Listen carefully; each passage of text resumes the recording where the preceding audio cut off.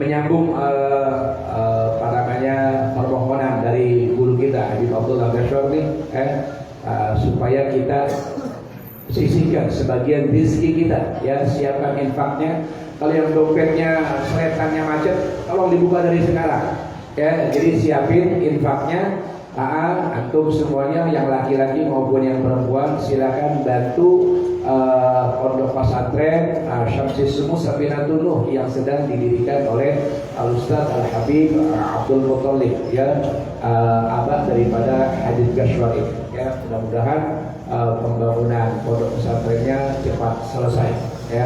Amin ya Allah ya Rabbal Alamin. Kita baca sholawat, kemudian Habibana ada yang jalani atau coba Pak Hadra itu apa dari Al-Khairat siapin apa kardus atau sorban. Abang Sani segera.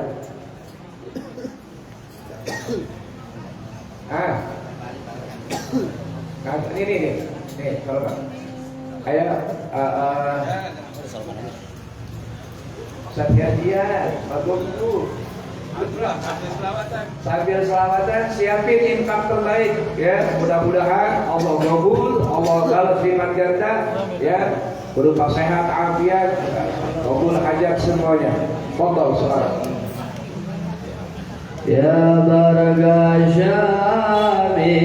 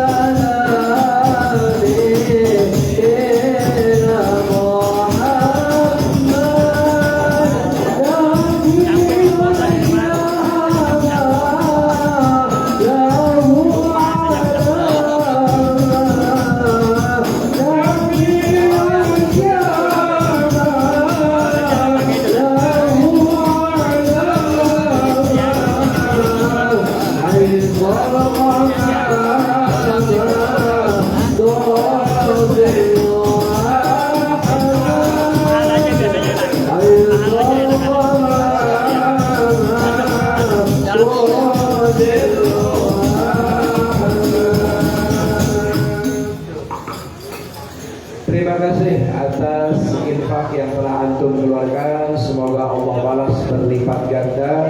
Di antaranya Allah berikan sehat, afiat, umur panjang, kabul semua hajat. Malam hari ini mari sama-sama kita pasang telinga kita fokuskan hati kita serap nasihat agama dari guru kita. Insya Allah jadi ilmu yang bermanfaat. Kepada guru kita Al-Ustaz Al-Habib Adil bin Ahmad As-Segaf, kepada beliau waktu dan tempat dipersilahkan. Sallu ala Sayyidina Muhammad wa ala ali Sayyidina Muhammad.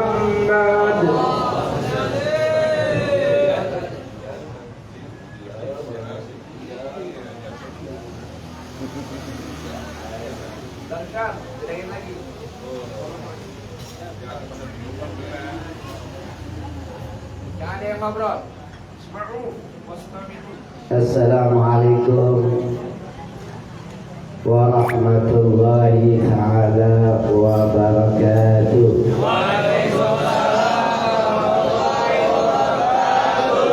Alhamdulillah wassalatu wassalamu ala rasulillah wa ala alihi wa sahbihi wa mawalah. Allahumma salli wa sallim wa barik ala sayyidina wa nabiyyina wa maulana Muhammadin wa ala alihi wa ashabihi wa sallama tasliman katsiran.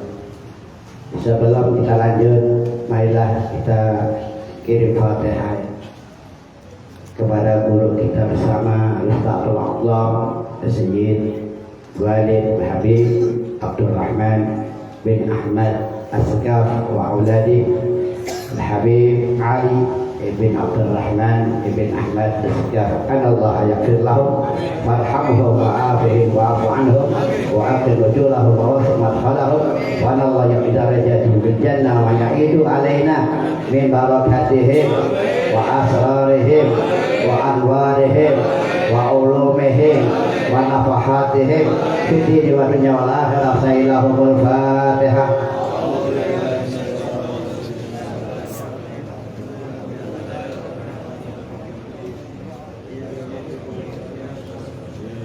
Alladzina an'amta 'alaihim ghairil maghdubi 'alaihim waladdallin. Yang saya hormati guru kita bersama Al-Ustaz Sahibul Ma'ad, saya hormatkan Sahibul Majlis, Ustaz Abdul Khair wa auladihim. Mudah-mudahan mereka semuanya diberi sehat oleh Allah Subhanahu wa taala, dipanjangkan umur oleh Allah Subhanahu wa taala, dimurahkan rezekinya oleh Allah Subhanahu wa taala, dikabulkan hajatnya baik hajat dunia dan akhiratnya. Amin ya rabbal alamin. Dan juga guru kita bersama Habib Ali dan juga Jamalal Habib Abdullah Idrus, kemudian Al-Habib Dasar bin Abdul Muttalib Al-Idrus, dan juga Habib Khalid bin Sahab bin Sahab. Kita doakan guru-guru kita semuanya diberikan panjang umur, sehat walafiat, sehingga dapat membimbing kita ke jalan yang selalu mendapatkan keridhaan dari Allah Subhanahu wa taala. Amin. Amin ya rabbal. Dan hadirin sekalian, mohon maaf saya tidak bisa sebutkan satu persatu. Ya maklum, karena kan waktu akikah semuanya saya akan diundang. Jadi kakak tahu namanya, kalau diundang tahu saya. Saya sebutin satu-satu. Tidak mengurangi rasa hormat dan takdim saya pada hadirin semua dan hadirat. Mudah-mudahan kita semua dimuliakan oleh Allah Subhanahu wa taala. Amin amin ya rabbal alamin. Alhamdulillah, kita panjatkan puja dan puji syukur kehadirat Allah dan selawat kepada baginda Nabi Muhammad sallallahu alaihi wasallam dan juga para keluarganya serta para sahabatnya dan umatnya yang selalu beristiqomah mengikuti sunnah-sunnahnya hingga yaumil qiyamah. Amin ya rabbal alamin. Hadirin jamaah burda yang dimuliakan Allah Subhanahu wa taala. Sebenarnya saya gak pantas namanya ini. Ada puluh, ada tadi. Ya sebenarnya Mau ngomong apa juga saya bingung. Nah, mau ngomong apa saya bingung. Kemarin tahu aktif, itu izin telepon boleh kak?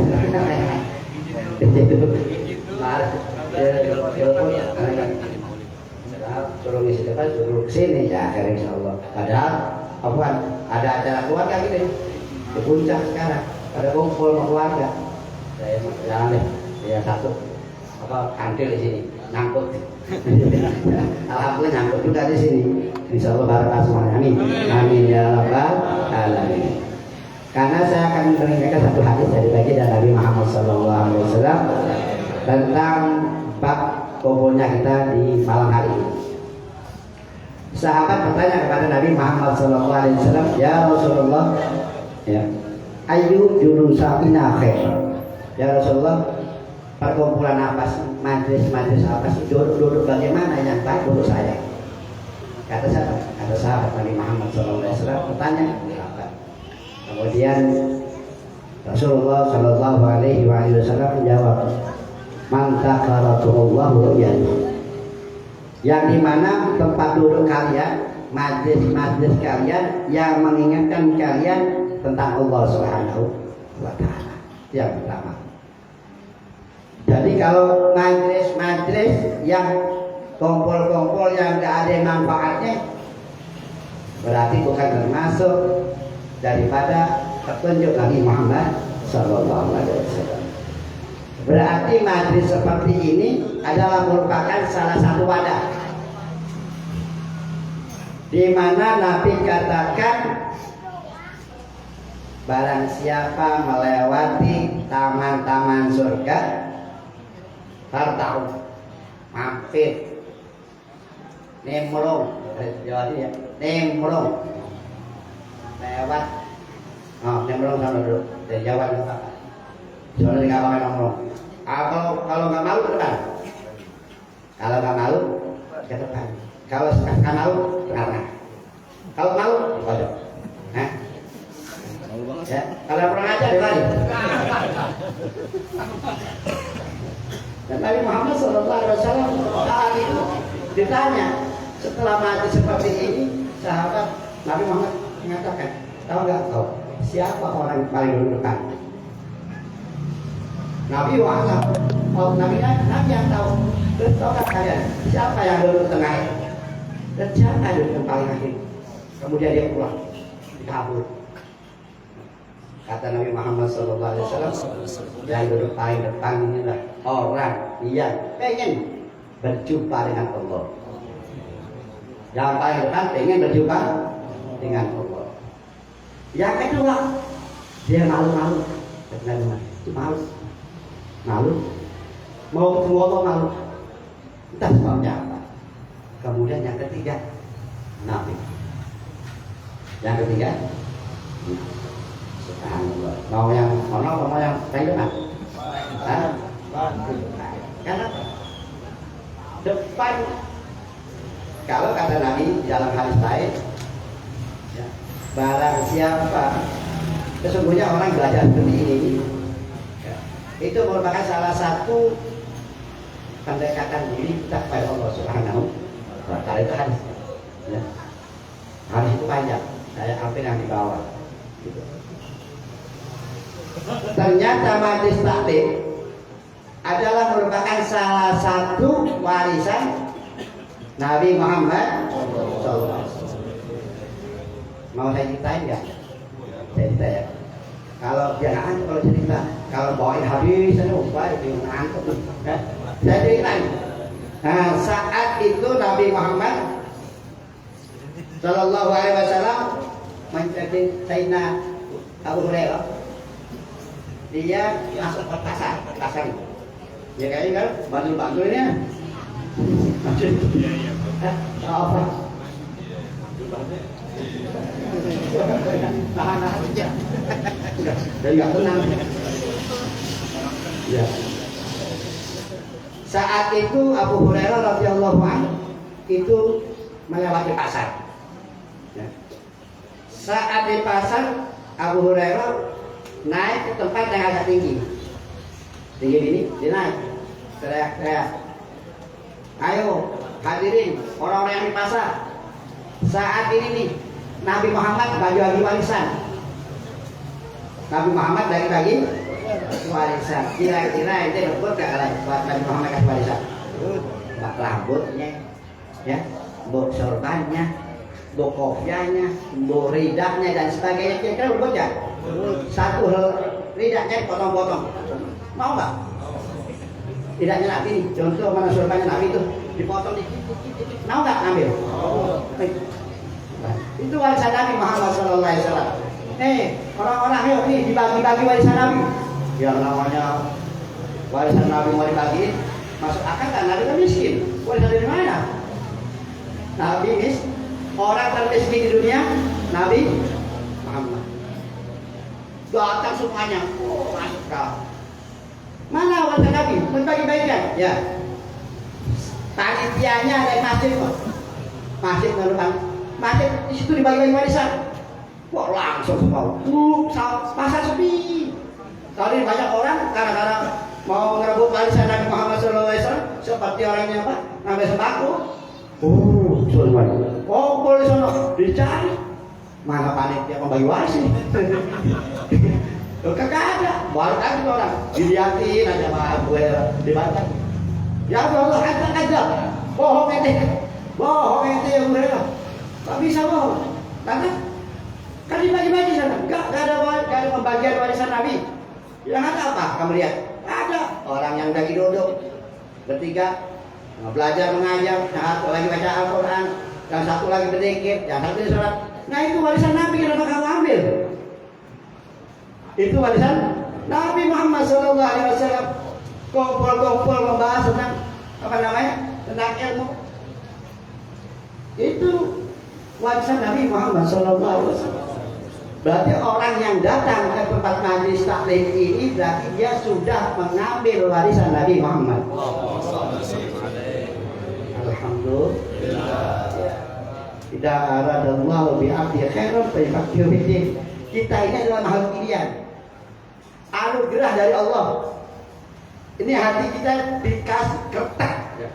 Datang ke tempat seperti ini adalah anugerah yang Allah berikan. Berarti kita adalah makhluk pilihan Allah Subhanahu wa taala. Subhanallah. Alhamdulillah. Tapi kita kumpul di sini baca maulid, baca apa namanya burda, zikir, ya kan, berselawat kepada Nabi Muhammad SAW dan menuntut ilmu. Tentunya kalau kata Nabi Muhammad SAW, ya, ghaniyu majlisu dzikr al jannah. Keutamaan orang itu akan mendapatkan, ya, duduk di majlis seperti ini, jaminannya apa? Surga. Subhanallah. Maka Nabi mengatakan, kita marah teman yang terjadinya tahu. Apabila kamu lewat taman-taman surga, benar. Berarti tempat ini kan ada hadis lain Nabi Muhammad SAW. Majlis seperti ini adalah surga. Berarti orang yang masuk berarti dia akan masuk surganya Allah. Amin ya Rabbal. Kalau saya tanya, Bapak Ibu semuanya pengen masuk surga nggak? Berarti yang nggak soal hari apa ini? Ayo, yang pengen tunjuk tangan. Yang pengen tunjuk tangan, yang ibu, yang pengen masuk surga tunjuk tangan. Yang nggak tunjuk tangan berarti pengen masuk neraka ya. Alhamdulillah semuanya pengen masuk surga. Mudah-mudahan semuanya min ahlil jannah. Amin ya rabbal alamin. Barakallahu fikum. Amin ya rabbal alamin. Surga. Tapi orang mau pengen surga kan nggak semena-mena dapat gitu kan?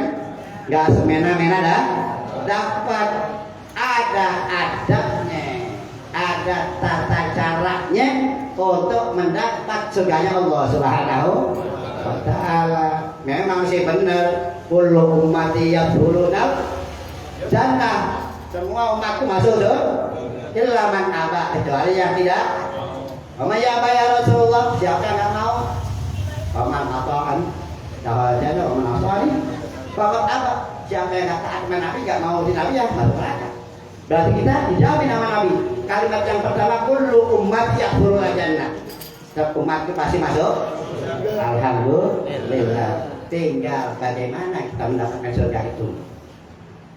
Ada tata cara. Pertama, setiap kumpul datang ke tempat ini, yang pertama an-niyatus shalihah. Niat yang baik. Dari rumah ke sini mempunyai niat yang baik untuk mencari keberkahan, mencari ilmu, mencari apa lagi?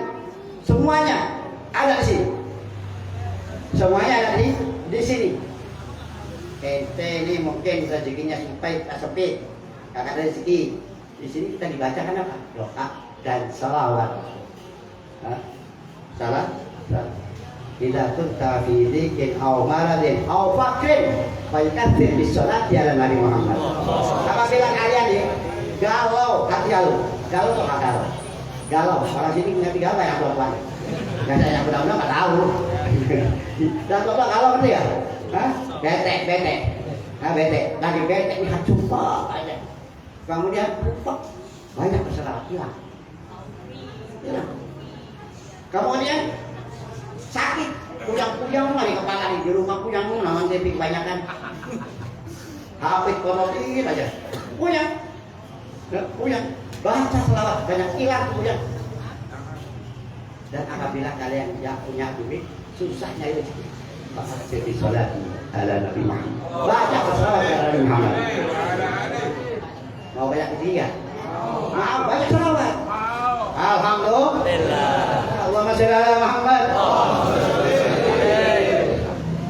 Oleh karena itu tempat sini harus mempunyai niat yang terbaik. Ya Allah, bagaimana cara berdoa niat coba? Niat cukup gini loh jadi. Ya Allah, saya niat majlis taklim di akhirat seperti apa hadirnya ulama para rasul hadir di majlis. Minta disamakan dengan ulama-ulama dulu. Ulama-ulama dulu hatinya bersih. Hatinya bersih. Itu kalau satu pengen mendapat surganya Allah, niat yang terbaik. Waktunya berapa menit?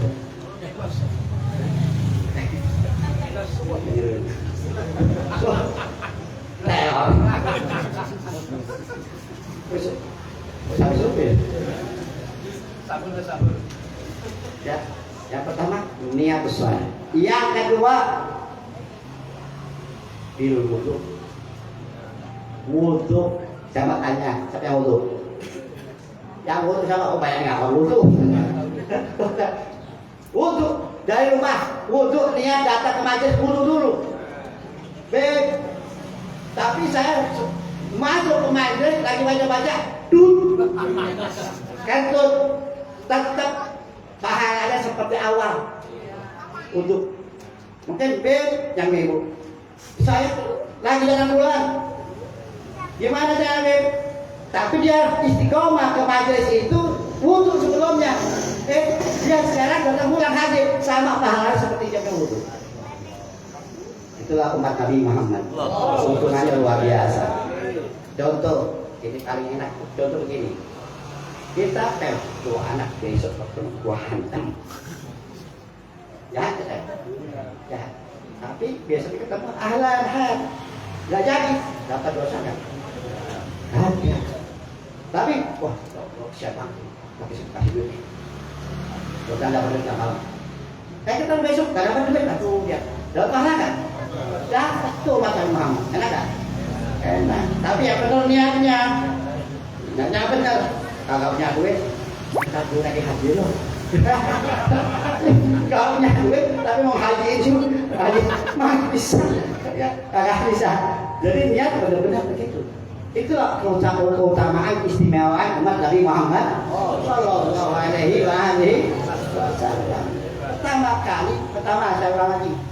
Pertama niat besar, kemudian berwudu, kemudian harus wudu, bersihkan baru datang ke tempat ini. Yang ketiga, nah ini yang ketiga berapa ya? Husnudzon, berprasangka baik.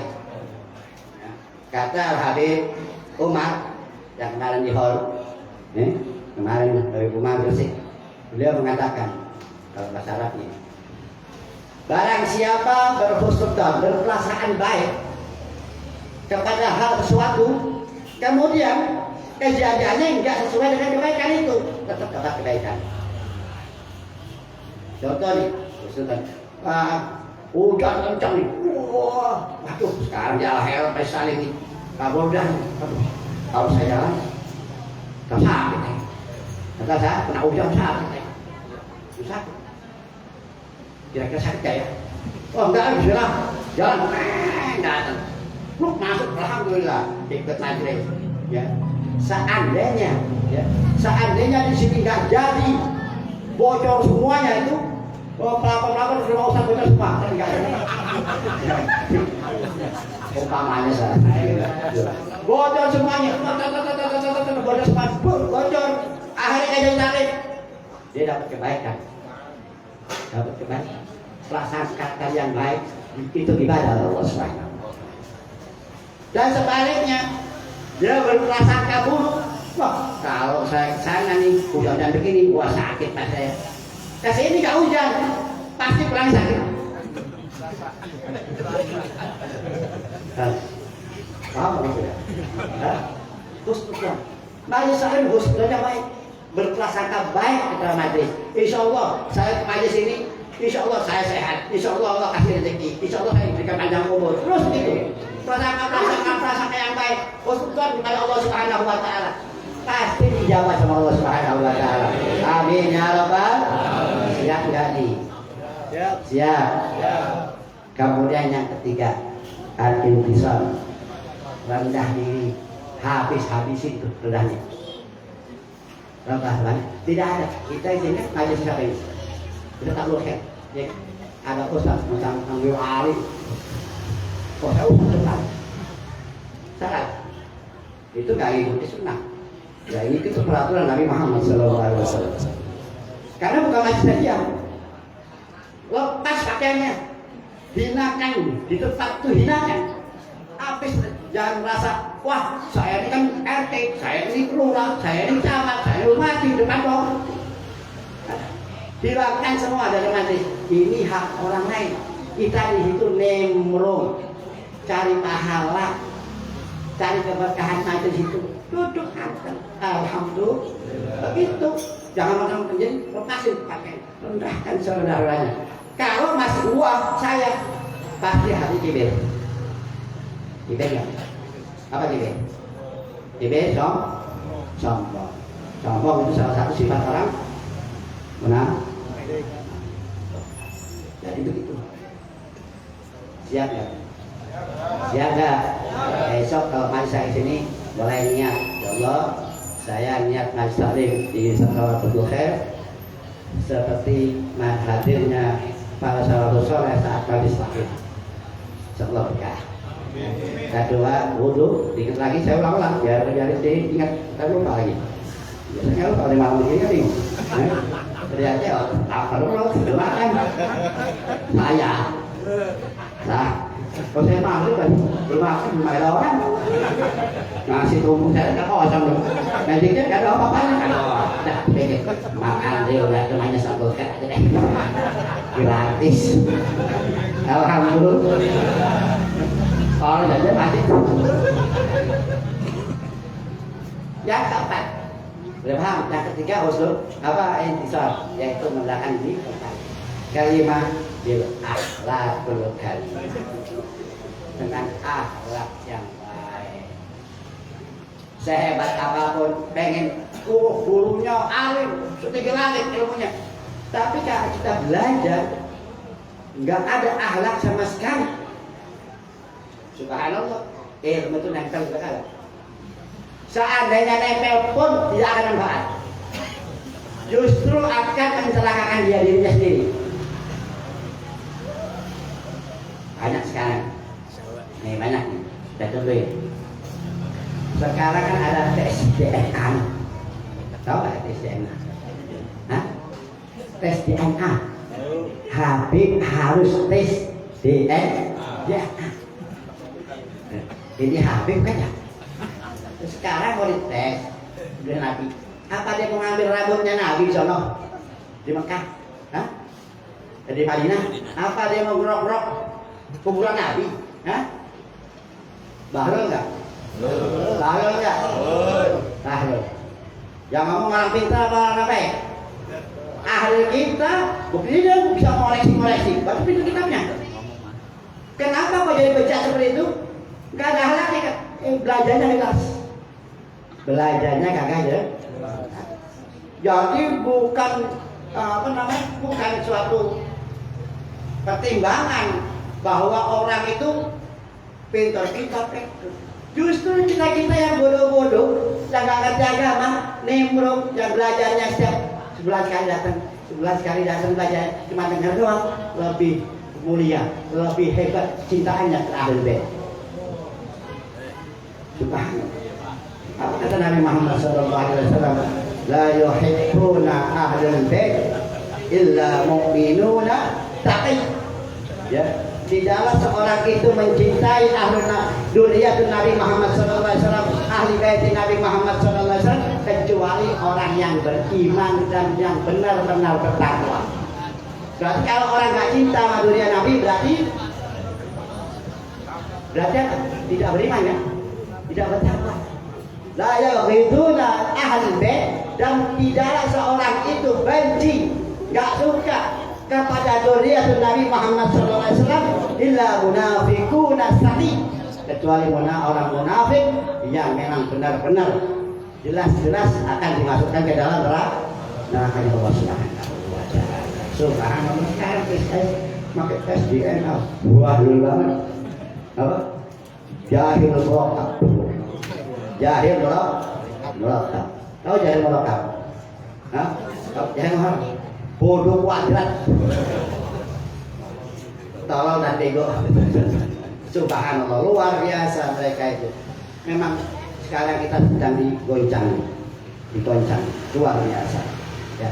Yang ke-6 terakhir, yang ke-6 terakhir, pernah suatu saat Nabi SAW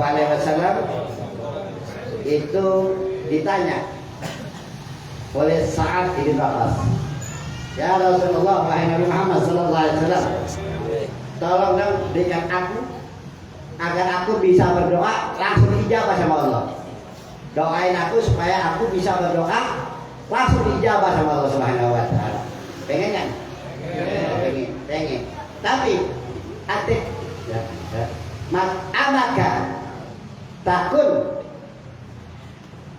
kata Nabi Muhammad, maka perhatikan makanannya, perhatikan, takut akan menjadi jawab, maka doanya akan kabulkan sama Allah. Berarti makanan ini luar biasa. Sebagaimana Rasul mengatakan kepada Abu Hurairah, ya Abu Hurairah, kun waraan. Makin takut ke Nabi Muhammad, Abu Hurairah, jadilah orang yang wara, takut abdan nas. Kamu akan menjadi orang yang giat untuk ibadah pada Allah. Berarti makan barang-barang yang haram itu akan menghambat ibadah kita pada Allah. Subhanallah. Mau cari ilmu, dalam suatu riwayat Nabi Muhammad SAW mengatakan, barang siapa ya, belajar ilmu agama tapi masih ada perut di dalam perutnya ini dari barang yang haram, Allah Allah akan mengangkat daya ingatnya sama Allah. Kita belajar nih, rumah pesantren, nah ini ingat bapak nih ya, jadi kalau cari rezeki janji halal walaupun sedikit, insya. Karena kalau dia belajar tapi makanan kita dari barang yang haram, maka daya ingat kita diangkat sama Allah Subhanahu wa ta'ala. Sekarang masuk dari sini, kalau masuk dari sini, luar biasa. Dan Allah angkat kenikmatan di dalam hatinya saat dia ibadah. Orang ibadah itu nikmat, diangkat sama Allah. Baca Al-Quran itu nikmat, diangkat sama Allah. Berzikir itu enak. Oh, subhanallah, itu kalau udah nikmat, diangkat kenikmatannya. Jadi kan ibadah kita tidak mendapatkan kenikmatan sama sekali. kalau kita perut ini diisi dengan barang yang haram. Dalam suatu hadis Nabi Muhammad SAW mengatakan manis tawa jadulin. Contoh Nabi berikan itu kepada sahabat. Ya. Manis tawa tauban bi asratit darahim wa fihi dirhamun min haramin layak lalu sholatu madama ilaih. Kata Nabi Muhammad SAW, barang siapa membeli baju harganya 10 dirham, bahasa kita 10.000 ya, 10.000, dan dari 10.000 itu ada 1.000 dari barang yang haram. Jadi yang 9.000 halal, yang haram halal, yang 1.000 haram. Jadi 10.000 dibeli baju, kemudian tak sholat, layak baru sepatu tidak diterima, tidak diterima sholat. Gara-gara baju yang nempel di badan doang untuk sholat tidak diterima. Contoh gini, saya beli kopiah nih, kopiah 10.000, 10.000, saya beli dari situ loh. Contoh, ini begitu, saya punya di mobil 9.000, wah, murah nih harganya 10.000. Datang anak kecil lagi main, dengan uang ikut kaltek, contohnya yang lebih enak. Dan saya beli, langsung masuk sini, sholat jamaah imam, Allahu Akbar. Sholatnya kali itu saya harus nanggung orang segitu banyak sudah makmum. Paham? Cuma 1.000. Sahabat bertanya, kecuali layak baru sholat madama yang kita dibuka. Kalau sudah dibuka di sholat terima. Padahal kan ini doang. Gara-gara kopi 1.000 nggak terima, taruh terima sholatnya. Luar biasa. Kira-kira sahabat bagaimana ya Rasulullah kalau kira-kira daging yang tumbuh di dalam tubuh ini dari barang yang haram, barang yang nempel di badan saja membuat sholat kita gak diterima. Bagaimana kira-kira kalau masuk dalam perut kita menjadi darah daging sebagai penggerak untuk ibadah, tapi semuanya haram, semuanya haram. Kemudian Nabi Muhammad SAW dakala at bala yudil safar. Saat Nabi Muhammad SAW sedang sama sahabat begini, melihat seseorang ya, sedang seperti ya, tumpang caping, rambutnya ular-ular. Yudil safar karena perjalanan jauh. Ya namanya perjalanan jauh. Kalau sekarang mobil nanti AC enak, bersih naik, pulang atau dari mobil bersih naik, naik otak di padang pasir, ular-ular rambutnya, berdebu, wah kotor mukanya. Apa yutil safar wa yamuddu yadayhi ila sama. Dia orang itu makan dua tangannya. Wa yaqulu ya Rabbi ya Rabbi ya Rabb ya. Dia minta kepada Allah. Kayaknya ini orang, tapi kayaknya itu orang habis bekal. Sehingga dia butuh bekal sehingga minta sama Allah Subhanahu wa taala. Qala Rasulullah sallallahu alaihi wasallam, "Wa mat'amuhu haram, wa mashhar wa malbasuhu haram, wa syarabuhu haram, wa ghudhiya bil haram." La yustaja'u bidhalik. Kata Nabi Muhammad SAW, makanan orang itu dari barang apa? Makanan sholat dari haram. Bajunya yang pakai barang haram, minumannya dari barang haram, mulutnya pun sudah diberikan oleh orang tuanya dari barang yang haram. Kenapa berarti? Karena mungkin ya doanya jadi masalah Allah. Luar biasa. Pantas ya, kira-kira 6, saya nggak ada 13, mas ambil 6 aja ya. Ada 6, bulan depan. Bisa. Oh, udah. Siap. 6 aja. Dari 6 saja cukup. Tapi saya lihat satu nih, 6 ini kita bahas apa nanti ya. Bagaimana bahayanya orang yang makan barang yang haram?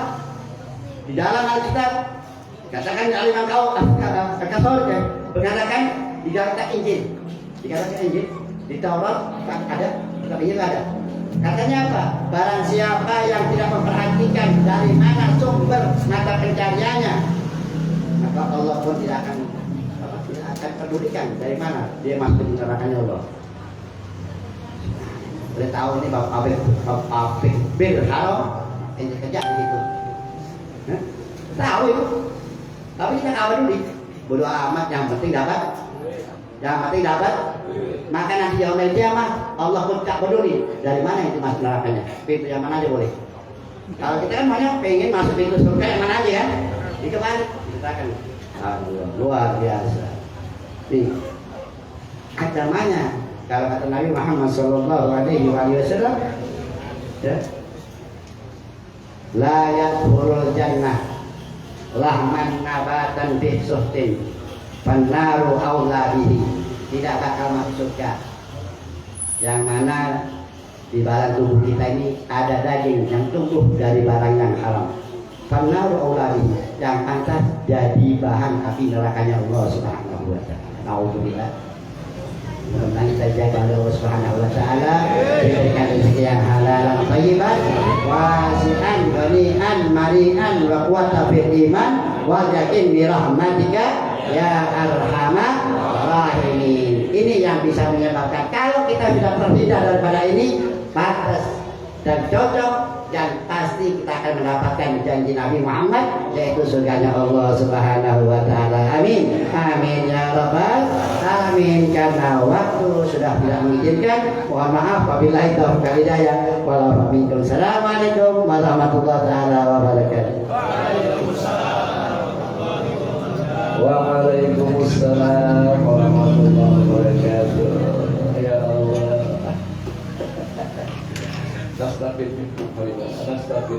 Amin. Alhamdulillah, syukran jazilan. Syukran jazakumullah khairan katsiran. Terima kasih atas nasihat daripada ilmu agama yang disampaikan sama guru kita tadi. Ada beberapa yang bisa kita petik, tapi di antara satu ya, fokus sama makanan haram. Ya Allah. Jadi orang yang beli baju 10 dirham atau 10 dinar misalnya gitu ya. Taruhlah zaman sekarang beli baju 100.000. Ya ternyata ada uang 1.000 atau 10.000 dari barang yang haram. Bajunya, kokoknya, gamisnya dipakai buat sholat, la yuqbalu sholatuhu, sholatnya gak diterima. Nauzubillah. Jadi ya, malam hari ini kita dapat ilmu bagaimana perhatian kita tentang agama. Jangan sampai ada satu barang haram pun yang masuk ke dalam perut kita, tenggorokan kita, karena itu mempengaruhi ibadah kita. Sama kita ketahui ya, Nabi Allah Isa alaihi salam kan mukjizatnya ngidupin orang mati biiznillah, tapi dengan izin Allah Subhanahu wa taala. Ada salah satunya itu, salah satu ada orang yang dihidupkan sama Nabi Isa alaihi salam. Jadi Nabi Isa waktu lewat di kuburan, dia dengar ini orang lagi disiksa di dalam kubur. Maka dia minta sama Allah Subhanahu wa taala dengan izin Allah Subhanahu wa taala supaya orang yang dikubur ini bisa hidup lagi. Maka Nabi Isa hidupin lagi tuh orang.